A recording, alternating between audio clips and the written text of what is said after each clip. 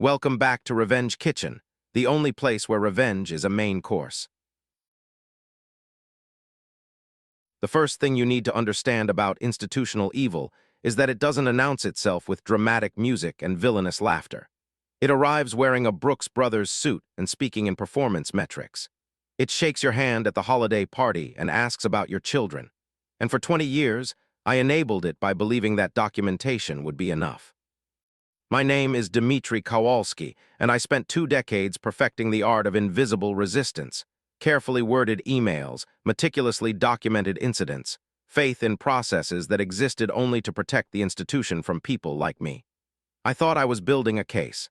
I was actually building a coffin for my own conscience. But let me start at the moment everything changed.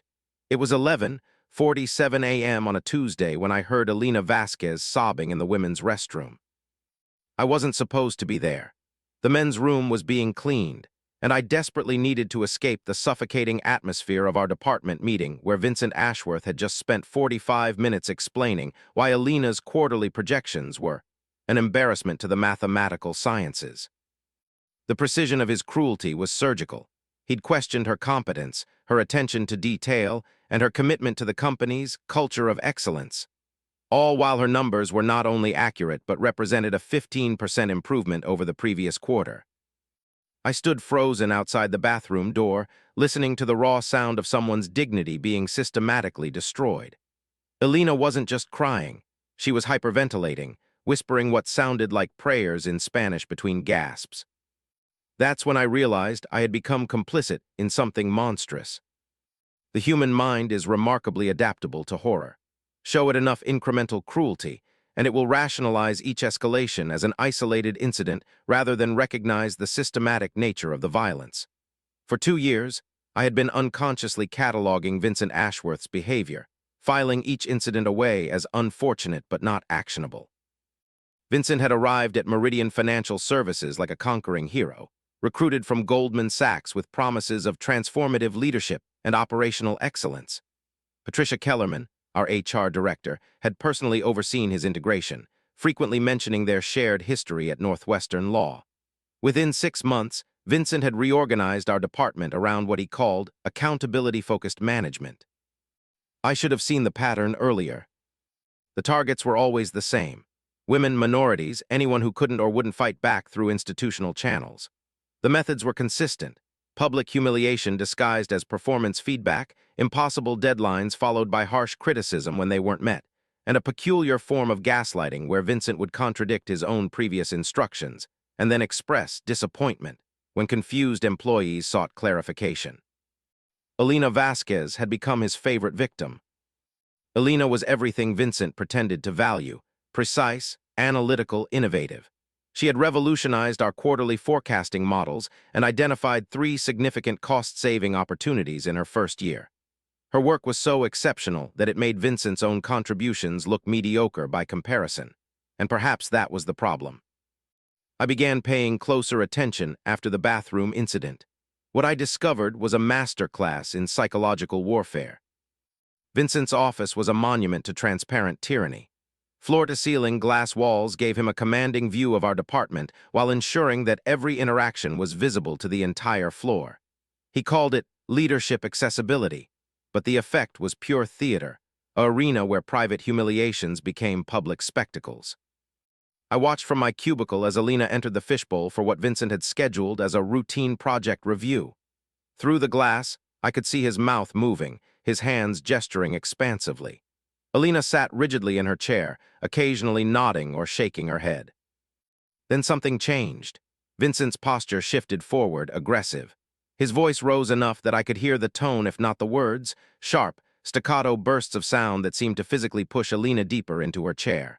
Her hands moved to her lap, fingers interlaced so tightly that her knuckles were white from 30 feet away. The performance lasted exactly 18 minutes. When Elena finally emerged, her face was composed with the artificial stillness of someone holding back tears through sheer force of will. She walked directly to her desk, gathered her purse, and left for the day without a word to anyone. Vincent remained in his office, door open, seemingly absorbed in paperwork. But I could see him glancing up periodically, scanning our department with what I could only describe as satisfaction. That evening, I did something I had never done in 20 years at Meridian. I called in a favor. James Morrison had been my closest friend since our first day at Meridian 2 decades earlier. While I had gravitated toward financial analysis, James had found his calling in IT security. More importantly, he shared my growing concerns about the culture shift in our department. "You want me to pull personnel files?" James asked, his voice carefully neutral over our encrypted phone call. "I want to understand the pattern," I replied. "Elena isn't the first person Vincent has targeted. I want to see who left the department since he arrived and why." James was quiet for so long that I thought the call had dropped. Finally, "Dmitri, what you're asking for, if we get caught." "If we don't look, Elena won't be the last." The next morning, James sent me a seemingly innocuous email about updating security protocols that included a link to a shared folder buried deep in Meridian's network architecture. The folder contained personnel files, exit interviews, and performance reviews going back 3 years. What I found was breathtaking in its systematic cruelty. 12 women had left our department since Vincent's arrival. 9 had been minorities. The exit interviews told variations of the same story: seeking new challenges, pursuing growth opportunities, cultural misalignment.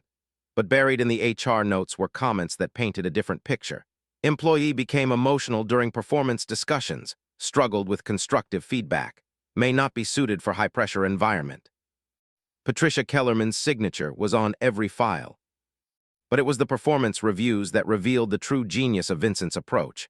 Each targeted employee showed the same trajectory: initial positive reviews, followed by a sudden decline that coincided with increased coaching and development opportunities. The documentation was meticulous, creating an unassailable paper trail of declining performance that justified each departure. Elena's file was already following the same pattern. Understanding Vincent's methodology was like reverse engineering a virus. Each component seemed reasonable in isolation, but the combined effect was devastating to the host. Stage 1, selection. Vincent identified employees who posed a potential threat to his authority or advancement. High performers were particularly vulnerable because their competence highlighted his inadequacies. Stage 2, isolation. Through strategic project assignments and meeting exclusions, targets were gradually separated from their support networks and rendered dependent on Vincent for all communication about their performance and standing. Stage 3, documentation. A campaign of manufactured failures and impossible standards created an official record of declining performance. Vincent's background in law served him well here. He understood exactly how to build an unassailable case for termination. Stage 4, escalation. Public confrontations and increasingly harsh feedback broke down the target's confidence and ability to respond effectively. The glass walls of the fishbowl ensured that everyone could witness the destruction without hearing the specifics. Stage 5, elimination. By this point, most targets either resigned or were terminated for cause. Those who tried to fight the process found themselves facing Patricia Kellerman's carefully constructed documentation. Elena was currently in Stage 4. I spent 3 sleepless nights studying the files, cross-referencing dates and incidents, building a comprehensive picture of Vincent's reign of terror. By Thursday morning, I had documented a clear pattern of discriminatory harassment that should have triggered multiple federal investigations. But I also understood why no one had successfully challenged Vincent before. The system was designed to protect him. Friday afternoon brought the weekly department meeting, and I attended with the queasy anticipation of someone about to witness an execution. Vincent had scheduled Elena for a presentation on her latest cost analysis project, a presentation that, based on the patterns I had identified, was designed to fail. Elena had prepared meticulously. Her slides were clean and professional, her analysis sophisticated, her recommendations sound. Under normal circumstances, her work would have been praised as exemplary. Vincent let her finish before beginning his dissection. "Elena, I have to say I'm disappointed," he began, his tone carrying just enough regret to sound reasonable to anyone not listening carefully. "This analysis lacks the depth I would expect from someone at your level." Elena's face tightened almost imperceptibly. "Could you be more specific about which aspects need strengthening?" Well, for starters, your risk assessment methodology is fundamentally flawed. You're using outdated modeling approaches that ignore current market volatility. I felt my jaw clench. Elena's methodology was not only current, but represented best practices that Vincent himself had praised in other contexts. I based the analysis on the framework you approved in our last quarterly review, Elena replied carefully. Vincent's expression shifted to one of patient condescension. Elena, I think you might be misremembering our conversation. We discussed updating your approach months ago. The room fell silent. Several colleagues avoided eye contact, the familiar discomfort of watching someone being systematically destroyed. Elena's hands were shaking slightly, but her voice remained steady. I have the email where you approved the methodology. I'd be happy to review that email with you privately, but right now, I'm concerned about the pattern I'm seeing in your work quality. This isn't the first time we've had to have this conversation. It was a masterpiece of public manipulation. Vincent had created a narrative of repeated failures, implied that Elena was either lying or delusional about their previous communications, and positioned himself as a patient manager dealing with a difficult employee. Anyone walking into the room at that moment would have seen a reasonable boss providing constructive feedback to a defensive subordinate. Elena sat in silence for several seconds, and I could see her making a calculation: fight back and be labeled as difficult, or accept the criticism and enable future attacks. She chose survival. I'll revise the analysis and reschedule the presentation. I think that's best, Vincent replied with manufactured compassion. And Elena, I want you to know that my door is always open if you need additional support or coaching. As the meeting dispersed, I made a decision that would change everything. I was done being a passive observer. That weekend, I did something that violated every instinct I had developed over 20 years in corporate America. I reached out directly to one of Vincent's victims. Carmen Rodriguez had left our department 8 months earlier, officially to pursue opportunities in the nonprofit sector. Her personnel file told a different story, a progression from outstanding performer to problematic employee that followed Vincent's standard pattern exactly. I found her contact information through LinkedIn and sent a carefully worded message requesting a confidential conversation about shared concerns regarding workplace culture at Meridian. We met at a coffee shop in Lincoln Park, far from the downtown business district where we might encounter colleagues. Carmen arrived early and had chosen a corner table that offered clear sight lines to all entrances, the hypervigilance of someone who had learned not to feel safe. "You want to talk about Vincent?" she said before I could even sit down. "I want to understand what happened to you." Carmen studied my face for several seconds, apparently deciding whether I could be trusted. Finally, she spoke. "He destroyed me methodically, day by day, meeting by meeting, until I started questioning my own competence. 20 years of financial analysis experience, and he had me convinced I didn't understand basic mathematical concepts." "But you fought back. Your personnel file shows you filed a complaint with HR." Carmen's laugh was bitter. "Patricia Kellerman is Vincent's law school friend. My complaint became evidence of my inability to accept constructive feedback and pattern of defensiveness when receiving performance guidance." "Do you know about the others?" "What others?" I spent the next hour walking Carmen through my research. With each name, each pattern, each documented incident, I watched her expression shift from skepticism to recognition to rage. "You're building a case," she said finally. "I'm building an army." Over the following weeks, I systematically reached out to every woman who had left our department since Vincent's arrival. The conversations were delicate.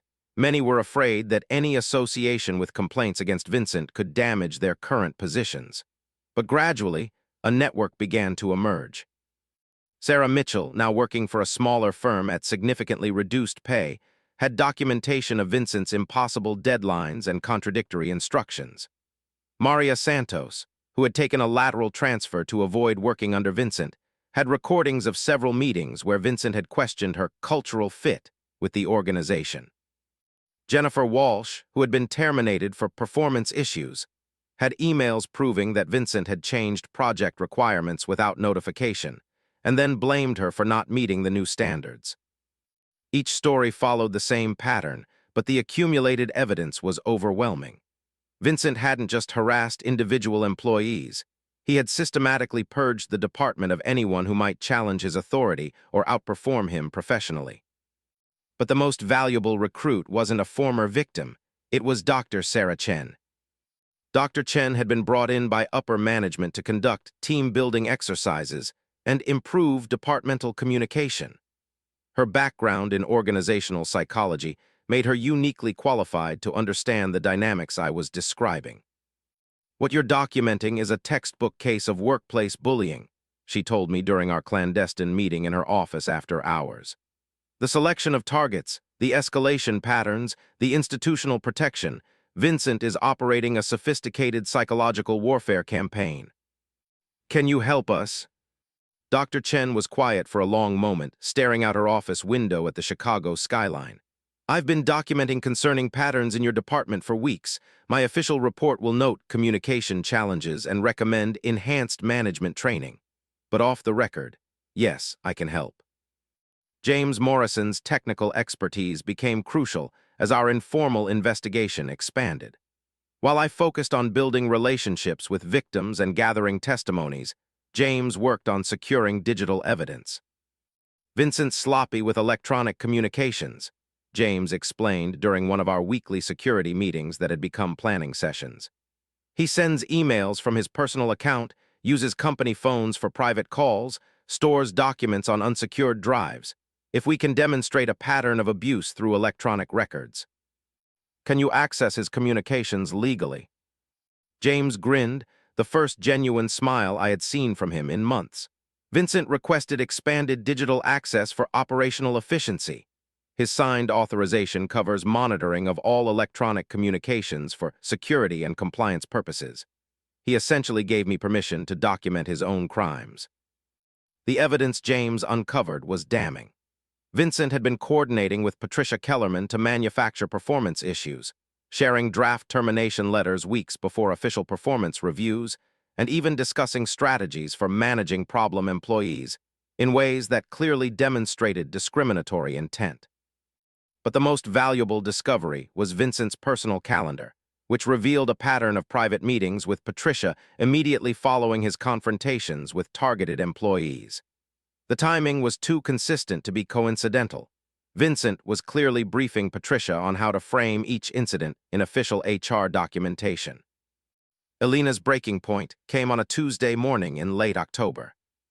Vincent had scheduled what he called a career development conversation with Elena, ostensibly to discuss her professional growth opportunities. I watched through the glass walls of the fishbowl as the meeting progressed from cordial discussion to increasingly aggressive confrontation. I couldn't hear the specific words, but Vincent's body language was unmistakable. Leaning forward, gesturing sharply, his voice rising to audible levels. Elena sat motionless, her face a mask of professional composure that I recognized as barely controlled terror. The meeting lasted 37 minutes. When Elena finally emerged, she walked directly to her desk, gathered her personal belongings, and headed for the elevator without speaking to anyone. I found her in the parking garage, sitting in her car with the engine running and her hands gripping the steering wheel. "Elena." She looked up and I saw that she had been crying. Not the quiet tears of frustration I had witnessed before, but the deep, soul-shaking sobs of someone whose spirit had been systematically broken. "He told me I'm being transferred to the overnight audit team," she said quietly. "Effective immediately. He said my performance had raised concerns about my suitability for client-facing responsibilities." The overnight audit team was Meridian's equivalent of Siberia, a dead-end assignment reserved for employees who were being managed out of the organization. The transfer was clearly retaliatory, designed to force Elena to resign rather than endure the professional humiliation of the demotion. "Elena, I need to tell you something. You're not crazy, you're not incompetent, and you're not alone." Over the next hour, I shared everything I had discovered. The systematic targeting, the institutional protection, the network of former victims who had been driven out through identical methods. I showed her Patricia Kellerman's coordination with Vincent, the pattern of falsified performance reviews, the clear evidence of discriminatory harassment. Elena listened in silence, occasionally asking for clarification, but mostly absorbing the scope of what Vincent had been doing to her and to others. "What do you want from me?" she asked finally. "I want you to help us destroy him." Elena's decision to join our informal resistance network marked the beginning of the final phase of our operation. Unlike the former victims who had been driven from the company, Elena was still employed and had access to current information about Vincent's behavior. More importantly, she had been documenting everything. "I started recording our meetings 3 months ago," Elena confided during our first official strategy session. "I couldn't understand why my memory of conversations never matched Vincent's version, so I started using my phone to record every interaction." The recordings were explosive. Vincent's public persona of patient, professional management dissolved completely in private meetings with Elena. The audio captured him berating her abilities, questioning her intelligence, and making thinly veiled threats about her job security.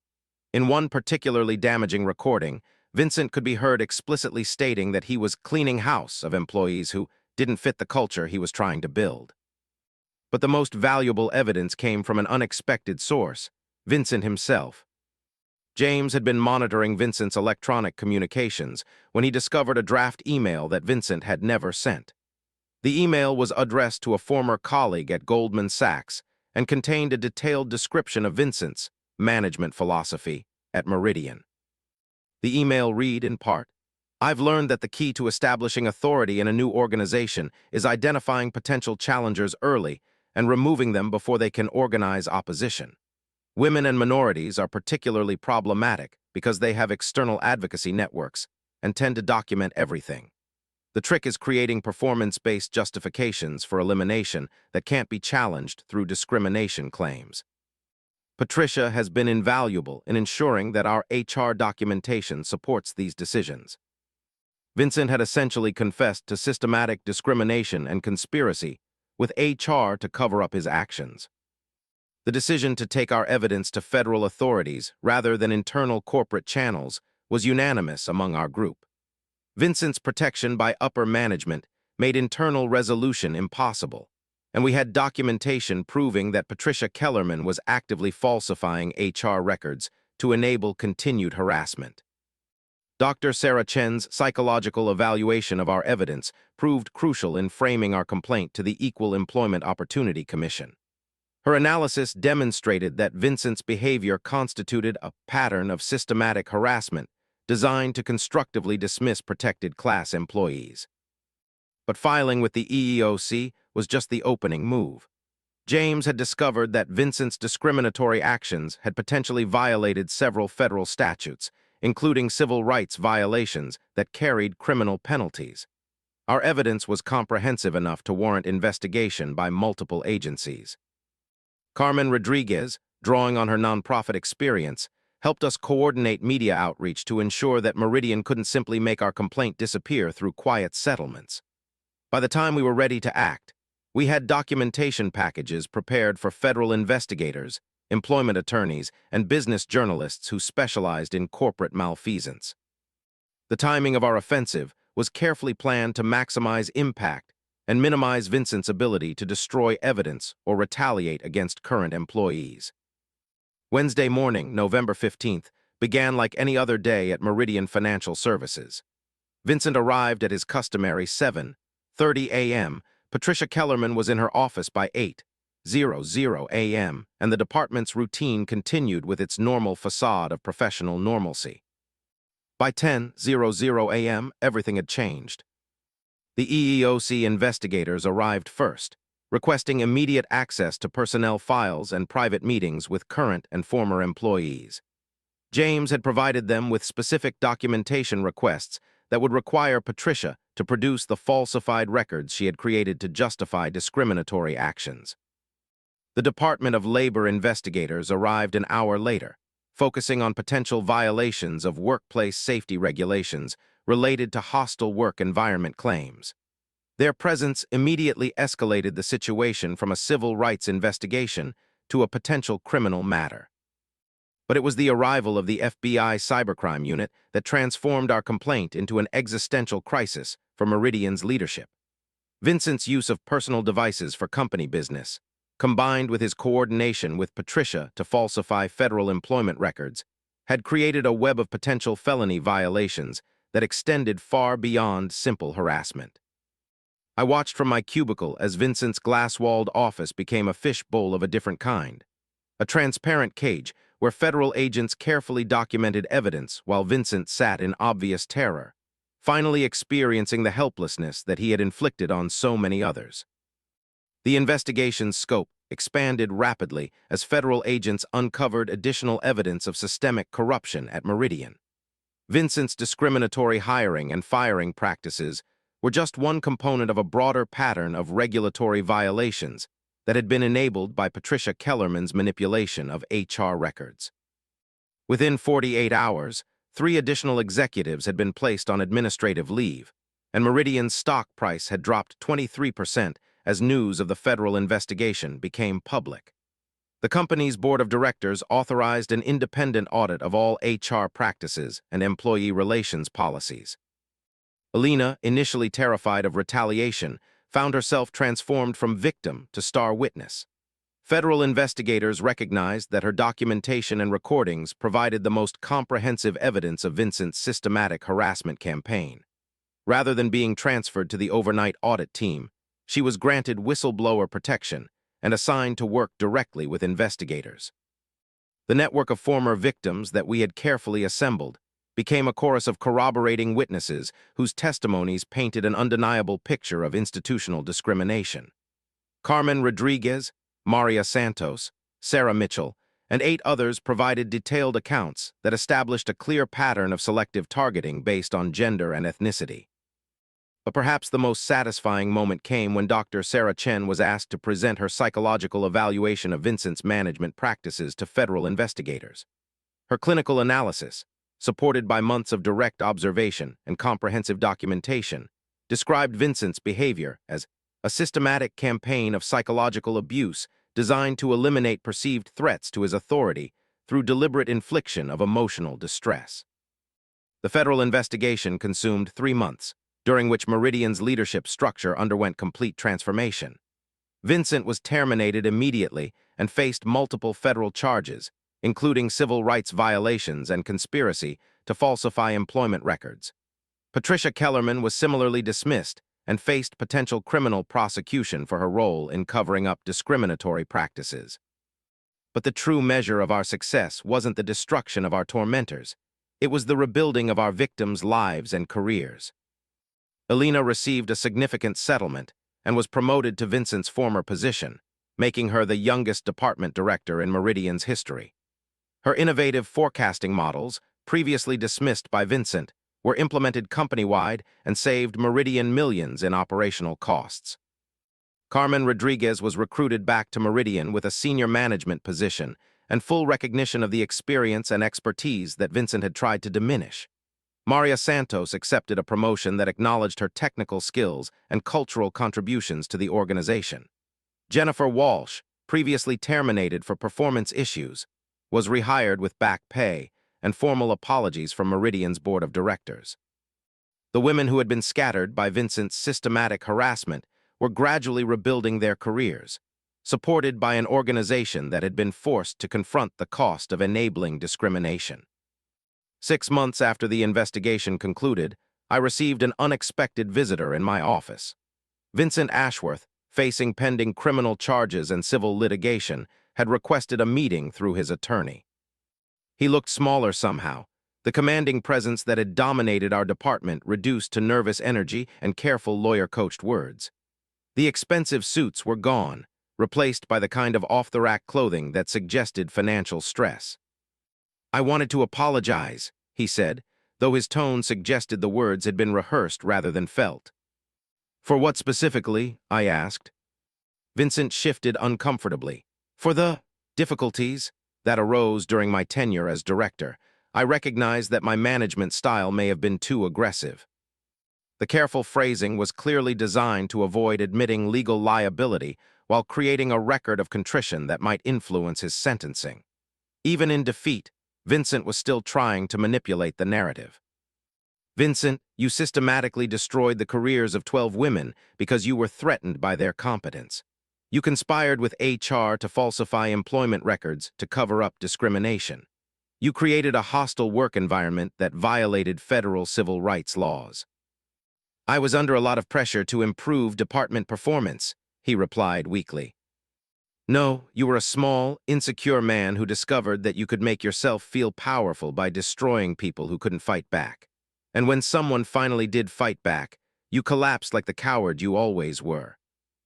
Vincent left without another word, and I never saw him again. 2 years later, I stood in Elena's office, the same glass-walled space where Vincent had conducted his reign of terror. The room had been completely transformed, the authoritarian furniture replaced with collaborative seating, the intimidating sight lines softened with plants and personal touches, the transparent walls that had once enabled humiliation now facilitating genuine open communication. Elena had not just survived Vincent's attempt to destroy her career. She had emerged stronger, wiser, and more committed to ensuring that no one else would endure what she had experienced. "Any regrets?" she asked as we reviewed the quarterly reports that had earned our department company-wide recognition for both performance and employee satisfaction. I considered the question seriously. The investigation had been exhausting, the legal proceedings stressful, and the public attention uncomfortable. I had spent months documenting horrors that I would have preferred to never witness, confronting institutional corruption that shook my faith in corporate America, and accepting that passive resistance was sometimes indistinguishable from complicity. But looking around Elena's office, seeing the photos of team achievements, the thank you notes from colleagues, the evidence of a department that had been rebuilt on principles of mutual respect and collaborative excellence, I knew that every difficult moment had been worthwhile. "No regrets," I replied, "only gratitude that we found the courage to fight back." The architecture of institutional evil requires passive enablers to maintain its structure. But when ordinary people decide to stop being passive, even the most sophisticated systems of oppression can be brought down by the simple act of refusing to accept the unacceptable. Vincent Ashworth had taught me that lesson, though not in the way he intended. And Elena Vasquez had taught me that justice isn't something that happens to us. It's something we build, brick by brick, with our own hands. Think they deserved what they got? Drop your thoughts in the comments. Like this story, hit subscribe and share it with someone who's been burned before too.